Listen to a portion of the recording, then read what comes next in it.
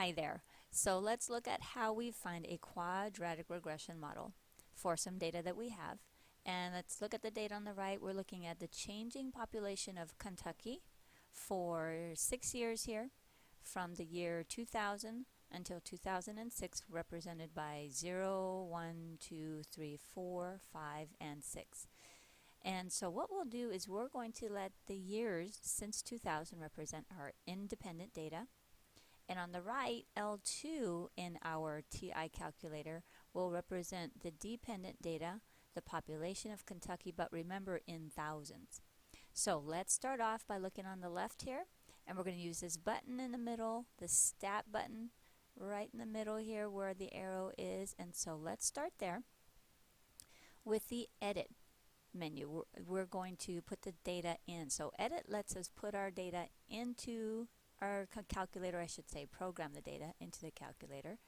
And later on, we'll be arrowing to the right to use the calc menu. But let's arrow back to the left now so we can toggle back. So this is edit. If I press the right arrow, we're looking at the calc menu. Okay. So right now, let's toggle back and make sure that the edit menu is highlighted. And let's go to edit by pressing enter. And you can notice that the buttons are highlighted here on the left. All right, so L1, our independent data, let's put in our data 0 through 6. So make sure, first of all, that you have L1 and L2 highlighted. And let's put in, after every data, we're going to press enter. So let's put in a 0 and then press enter. And you'll see it show up on the left. 1, enter. 2, enter. 3, enter. 4, enter. 5, enter. And 6, then enter. And you notice that our first row kind of disappeared.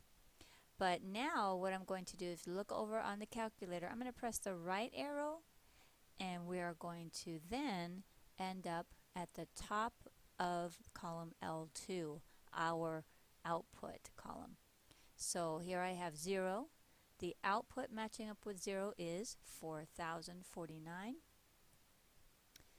4,068, enter, just like we did our input data, 4,089, 4,114, 4,140, enter, 4,173, enter, 4,206, enter.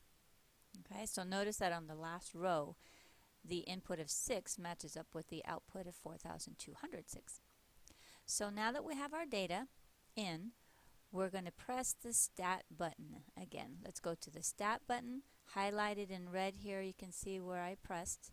And let's arrow over to the right. So look at the right arrow, press over to the right. We want our calc menu. This is going to calculate the regression model for us.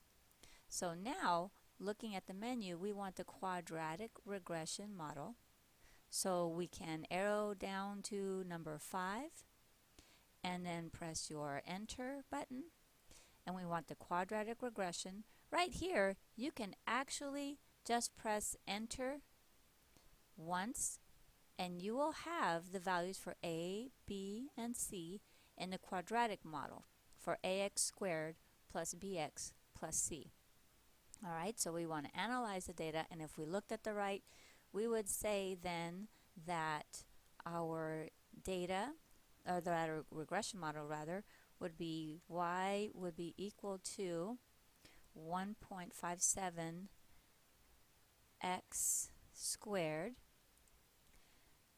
plus, and then we would have 16.71 x, and then plus 4,049.29, and that's with quite a bit of rounding, rounding to the hundredths place.